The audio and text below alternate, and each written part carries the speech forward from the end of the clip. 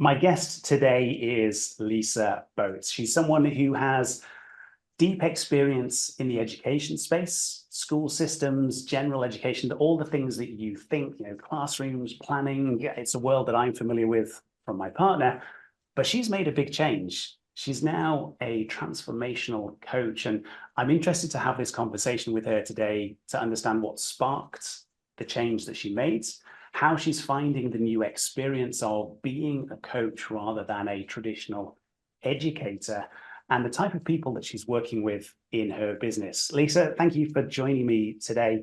I've given that quick introduction, but help me understand education. It's a big term. It means a lot of different things to different people. So just help me understand, were you working with small kids? Were you working with teens? What was it that you were doing within the education space? And what was that, I guess, that moment or that catalyst for you to say, you know what, this is not working for me. I need to do something else. I need to help people in a different way. Hi, Philip. Thanks for having me. I'm really excited to be here today.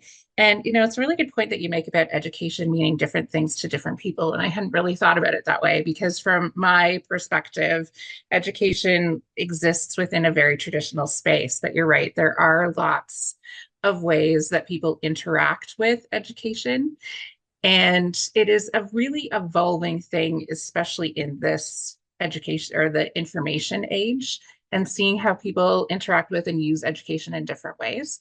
But that maybe is something we can get into later. But so I did almost everything in my career as an educator. So I started at elementary. So I was a special education resource teacher, and then I taught grades 1, I taught grade 2, I taught pretty much everything in that spectrum. And then I started working at the board. So for the last decade of my career, I was a coach for other educators and I provided professional development. And I started off as a math educator, as a math coach, supporting other educators with math instruction. And then that evolved. I was part of a really interesting and dynamic team that was doing a lot of work to create change, which was one of the most rewarding times in my career. We had a really dynamic leader who encouraged us to take risks, to make change, and to have fun while we were doing it. So it was a really joyful time that, again, showed what education really could be. And during that time, there were some shifts that happened in the team, and I was offered a job of supporting multilingual learners, which in the space where I am from was kind of newish in our regional area. And the leader who hired me for that job said, "We are hiring you for this because this entire area needs huge change, and we know that you have the capacity to do that." And so I was really excited and I dove into that work knowing actually nothing about it.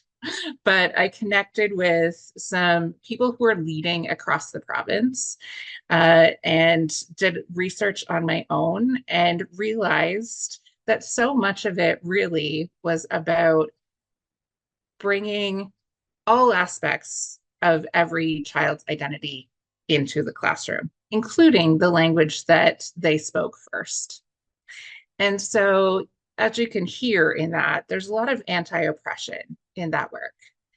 And it was powerful, and I loved that work. And when you are doing anti-oppression work in a system that actively wants to stay the same, it becomes very uncomfortable. And that's the experience I had. And being a woman also was an issue in that, when the majority of the senior leaders in the system are male. And I was pushing back against, long held beliefs and ideals for a system. And as you can imagine, that did not actually go very well for me. And I ended up, my very last year, I was teaching grade 6 online literally in a closet under the stairs. And I started having all kinds of physical symptoms. So my hair started falling out. I had a tremor in my shoulder. I was having anxiety attacks at work. And I knew that I couldn't stay in that space anymore, that it just wasn't a place. I had spent 20 years trying to change it, trying to change the system. It had spent 20 years trying to change me, and we were at an impasse. And so I took a year's leave last year. So this time last year, I was on a 1 year's leave to see what was possible outside of that world. And I was, wonderfully surprised by the beautiful, vibrant community of female entrepreneurs in my own area that I had no idea even existed. Because education is a very insular life in many ways. And so seeing what was actually happening outside of that world was exciting. And I knew that I can go back. And so I resigned from teaching in June. I launched my own podcast last December. I just celebrated my 1 year of that, which is a space for women to come and tell their stories of transformation. And that is the work that I engage in, is making space for women to realize that they get to have choice over what their next chapter looks like. Because at the same time, all that was happening in my professional life, my children had come to their later teen years. And there was one day I remember they were both out working. So it was just my partner and I at home. And I thought, I have come to the other side of everything I ever imagined for my life. Because the traditional narrative is, school, career, young family. And then there's not a lot of narrative or story about what happens after that. And my mom had passed away when my youngest was a year old, so I didn't have her to look to or to ask questions of. And it was a time where I really started wondering, like, who am I? And what do I want my next chapter to look like? Because I deserve for it to be amazing. And as I talked to other women who were in very similar spaces, everybody was having that sort of experience of, what is this? What is this phase all about? And that's what women come to me with, is those questions of, who am I and what do I do next? Amazing to hear that. I think there's, a couple of areas of crossover there. So maths is a big one for me. Before I wrote my book, Finally Find Freedom, I was working in the math space. I don't know if you sort of looked at my backgrounds. My partner is a teacher teaching the younger grades, and she needed maths resources. So I helped her, based them on video games that their students were playing, and created resources on the back of that. And that was what my first book was about.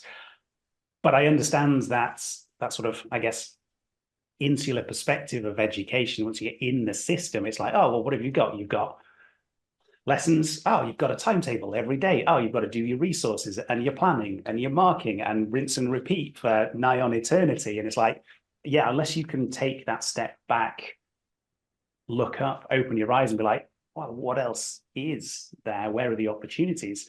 It's very easy to get trapped in that system, whether it works or not. So I guess you got to that point, and I from looking at the stats, teaching is one of the careers that has the highest turnover in terms of teachers saying, you know what, actually, I can't do this anymore. This just doesn't work. I'm not getting the support. There's no flexibility. There's no level of change. So interesting to hear you actually come out and say that and say, you know what, the system broken completely. I needed to do something different. And I guess for you, you found that thing. A lot of people struggle. They say, I need to make change, but I don't necessarily know what. But I guess the key thing there that I heard from you is that you took that year out and said, what is my next chapter? Who can I help? How can I use the skills and experience that I've gained to support other people? So fantastic to hear that, and that you found, I guess, your calling and what is your next step. Yeah, it's interesting, right? When you say the system is broken, it's a really interesting perspective, because I actually think the system is doing exactly what it was meant to do. What it's doing is breaking the humans that are in it. And during COVID, that became really, really evident, right? There was an opportunity at that point for all of us to sort of step back and say, okay, we've got a little bit of time here. What do we know to be true about what humans need at this point in time? Because the system itself was built for the Industrial Revolution, right? Which is why I say it's doing exactly what it was meant to do. It was designed to create humans who do the same, who are the same, right? Who know, have a set of skills that they can take and they can apply to an industrial setting. We don't live in that time anymore. And that's why I say it's breaking the humans that are in it, because the humans who are in the system know that we are not preparing kids for what actually exists now. And the kids know that too, right? They are smart and they are savvy and they have had lived realities that no kids that went before them have had. So it is creating this sense of tension that you see exploding all over the place, right? Like my last year in a school, it was one of the most devastating things I've ever seen.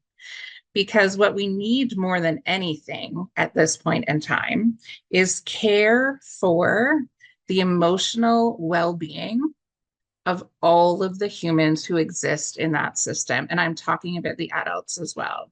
Because as much as, I have challenging things to say about the system, I know that there are people who are in that who are heart forward and are doing everything that they can to care for the young humans in their spaces. But like you said, the support is not there. And that's why we're seeing this kind of turnover in the system, because younger teachers who are coming in have more capacity to say, this is not good for me. Whereas, generations of educators ahead, and I include myself in that, we were like, yeah, sure, we will abandon everything about ourselves to make everybody else happy. And so we're seeing that tension play out intergenerationally among educators as well, because there are some who have that expectation of like, well, that's how it is. Like you just give over yourself. And what I was saying was, but that wasn't good for us. Like, look at where we are now. It's why we look around at this phase. It's like we looked up for the first time and suddenly realized, but I'm not actually happy. I didn't even realize how energy expensive it was for me to leave the house and go to that work every day until I stopped doing it and realized, oh, wow, that was really hard. And I didn't even know, because I had to so disconnect from myself and, put on the armor and go in every day because it was the thing I did. And so that's why, although it's a really challenging time and we're seeing this sort of turnover and people leaving, my hope is that that is finally the message that people will listen to, and that people start really connecting with themselves and knowing that you are worthy and valuable, right? You don't actually have to give up everything that matters about yourself to fit into a system.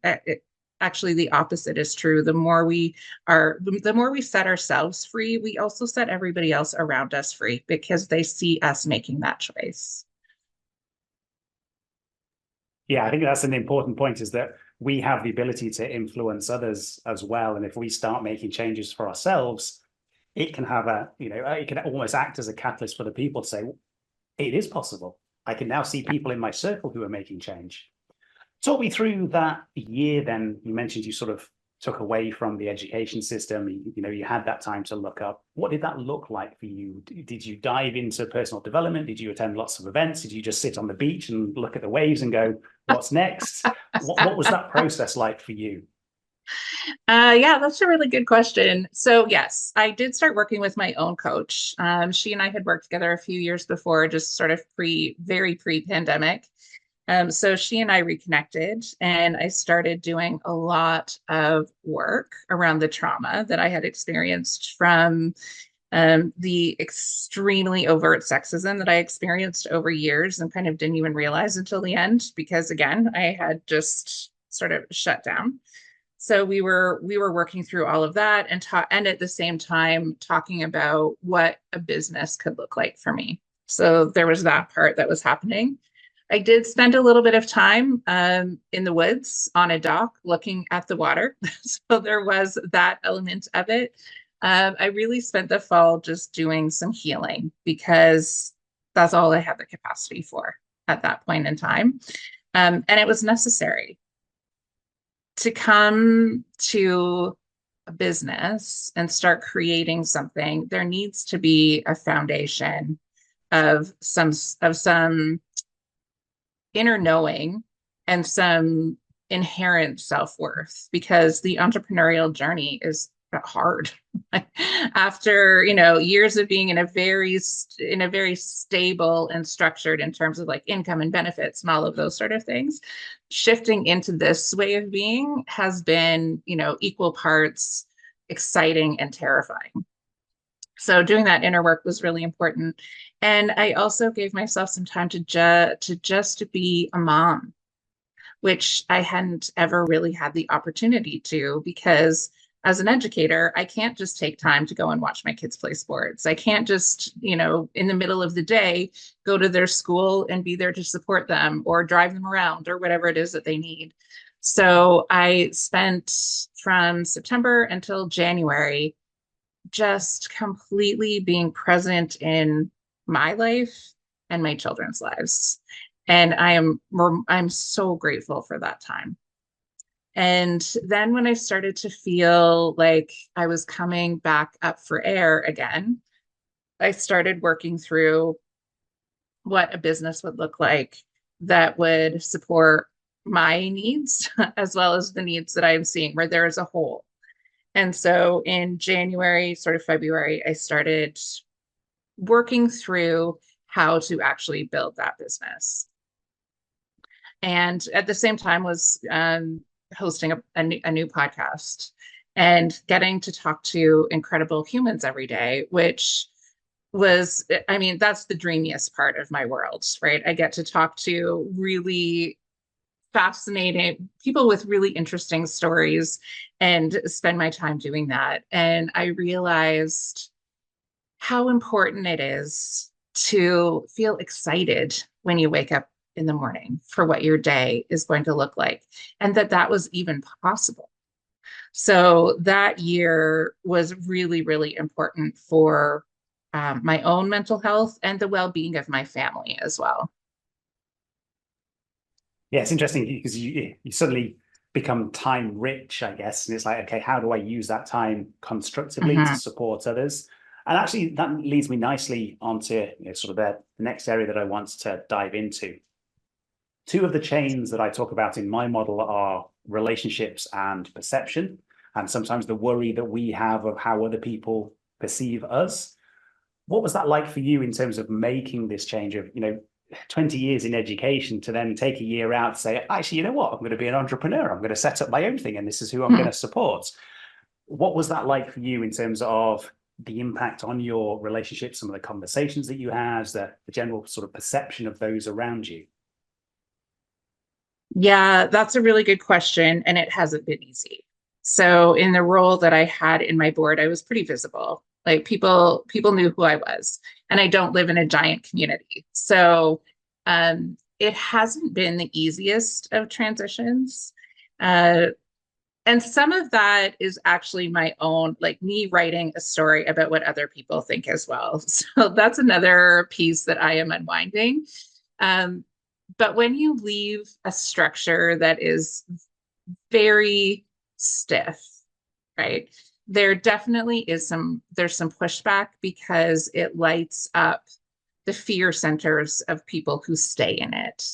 So I've lost a lot of friendships, I've lost some relationships, but I also know that those were meant for a time. And the people who have been supportive of the work that I'm doing have been wonderfully supportive, and it's reaffirming that those are the people that were meant to be in my life anyway. Uh, and redefining myself has been a journey. It took me a really long time actually to even claim my own title because it's so easy to say, I'm a teacher. Everybody knows what that means. And it has a certain status that goes with it. And leaving that behind for, I'm a transformational menopause coach, um, it took me months to say that out loud and to not just say, oh, I'm a teacher. Because when I say I'm a transformational menopause coach, people look at me and they're like, well, what is that? So it's allowed me to, now I embrace it as a time of, well, this allows me to engage in conversation and really tell people who I am and what I do. But it was a journey to get to that place. And the other thing that I have discovered is that the system resides deep within me. Like, even though I am embracing a new way of being, I still am working through the very structured, like I get up and do my workout in the morning. I'm at my desk by 9 a.m. I work until lunch. I have a lunch. I come back into my desk and I work until the end of the day. And then I get up and I go and I do the things I need to do with my family. And part of the reason I entered into this life was so that I could make choices about what my day actually looks like. So I'm starting to get to that point where I can say, yes, I want to do that. No, I don't want to do that. And I can make space in my day to go for a walk in the middle of the day if I want to. That's the point.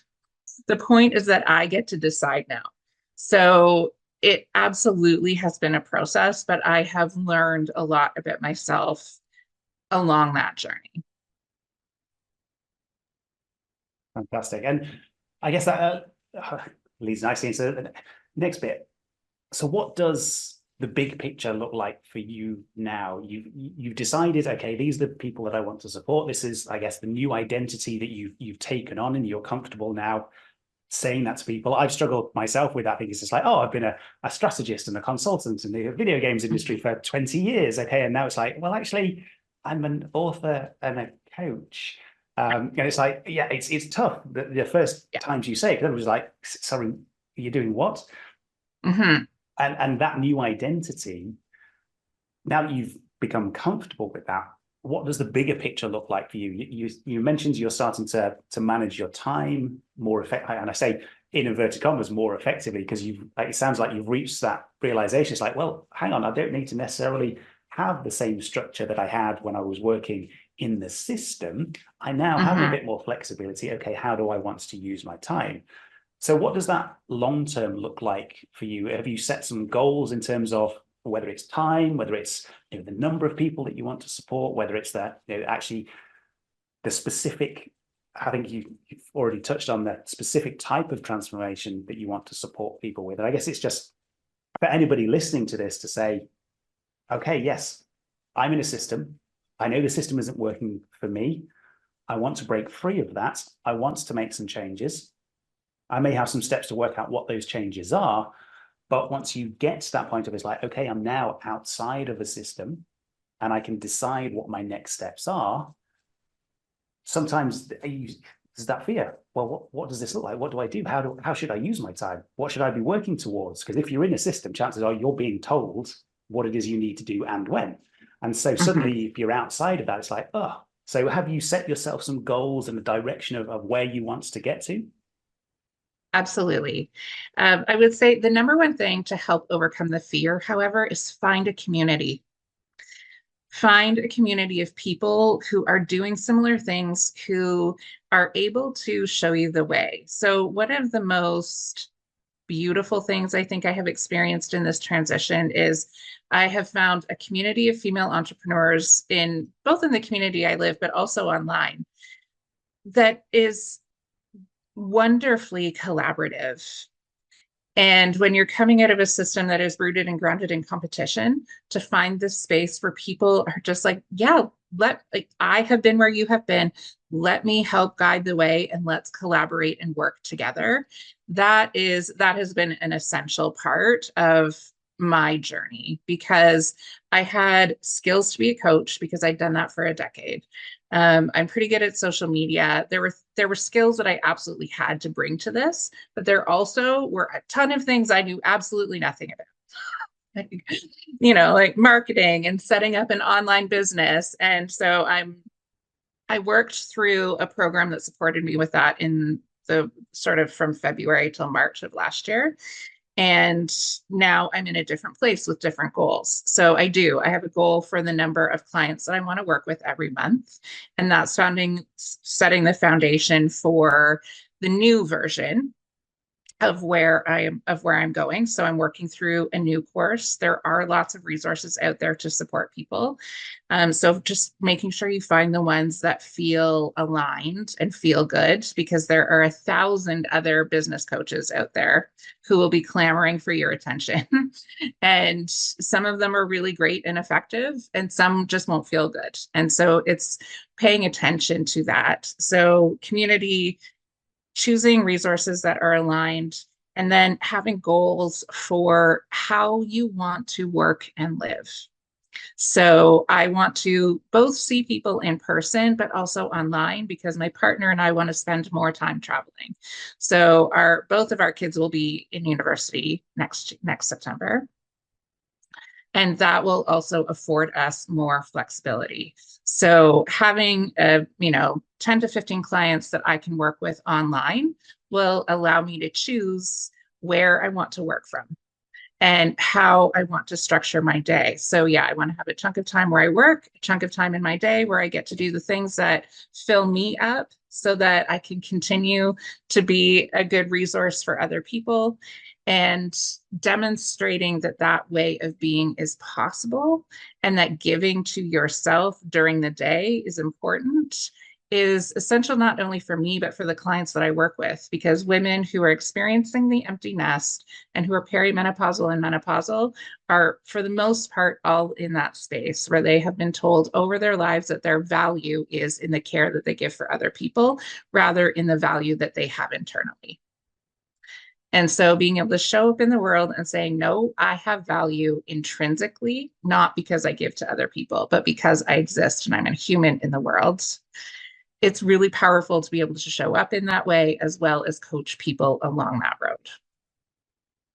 Nice. Yeah, that makes a lot of sense. And it's great to hear that you've set yourself those goals, and actually across the two different dimensions. So it's, there's the work dimension, but there's also the life. And that's one of the things that I try and guide people through with my, what's the tale of your life exercise. Time is an element of it. How do you want to use your time? Some of it may be for work, but the rest of the time, well, yeah, how do you want to use it? What are the activities that you want to do? So great to hear that you've been thinking about it on, yes, both sides of that, because life isn't all about work. And that's the thing that people get trapped into if they're in the system. It's like, oh yeah, I've got a 9 to 5, or this is what I do, and this is my day. And then I come back and I'm just like, okay, I know, and I haven't necessarily got the energy to do anything else or think about anything else. And I guess it's you're losing sight of, well, there is a bigger picture, there is a bigger world, there's a bigger life that you could have. So yeah, great to hear that you set yourself those goals. You've got the clarity on what it is that you want to achieve. Yeah.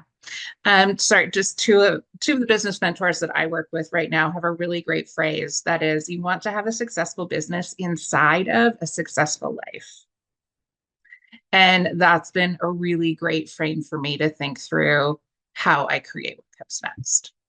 And I really like that, because it's all too often people break free of the system and it's like, I need to still create the income. Let's create a business that does that.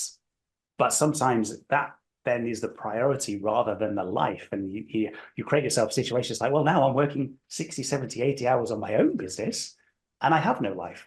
So I really like that, of saying, well, how do you create the life that you want and a business inside of that to support it, not try and fit a life around the business. And so taking that line of thinking then, and I guess sort of as we come to the end of this session, what would be 3 things that you would say to someone, suggestions or guidance based on your experience of somebody who is in a system, doesn't necessarily need to be the education system, but is in a system, and there's a recognized structure there, who says, this isn't working for me anymore. I can see other people making changes. I can see some of the freedom that they now have. I want that. I want to break free. What would you say to them? What sort of tips or guidance would you give? I would say listen to that inner voice, right? Because if The thing that's going to happen is if you know you're in a space that you don't belong in and you ignore it, the messages will just get louder, right? Until finally the universe, if we continue to just ignore it and stay in the space because it feels like the safe place to be, eventually the universe will punch you in the face. Like, listen, it's time for you to go. And the transition is easier if you are making it from the space of the whisperings of, yeah, I don't think that this is for me anymore, rather than waiting until that point where it's now too painful to stay. Like people will say to me, oh, you were so brave, you're so courageous. I'm like, I literally couldn't stay anymore. It was making me so physically ill that it was like I was going to live or I was going to work. So which is it going to be? So really listen to that internal voice and trust yourself. I would say, with the women that I am working with, that is one of the number one things that we delve into is self-trust and trust of others, because we aren't really taught to trust ourselves and to trust that inner voice. So listen to yourself, trust yourself, and know that, yeah, you might be forging a new way, but you are not alone in that. And that there are people who will support you. So while it feels super scary and it feels unknown, it's also really exciting. And you have to be able to be in a space where you can accept duality, that things are both scary and exciting, hard and freeing, challenging and fun, right? So things will be you will have all of the emotions. And, through this interview, I was thinking, does it sound like this has been super easy for me? Um, and I hope that that's not just what's coming across, because it hasn't just been super easy. There are lots of scary things like that. Like I said, going from having a really stable income to trying to build a business while I have two kids who are about to head to university. There's definitely real life pressures in that, but it is worth it. I am, my kids looked at me one day and they were like, "Oh, there you are." It was like they were seeing me again for the first time, because I had been under such a weight that it was like I had almost disappeared. And you deserve to live your life and not be a shadow in your life. Yeah. So listen, trust, find community, and know that you will experience all of the emotions and that it's okay.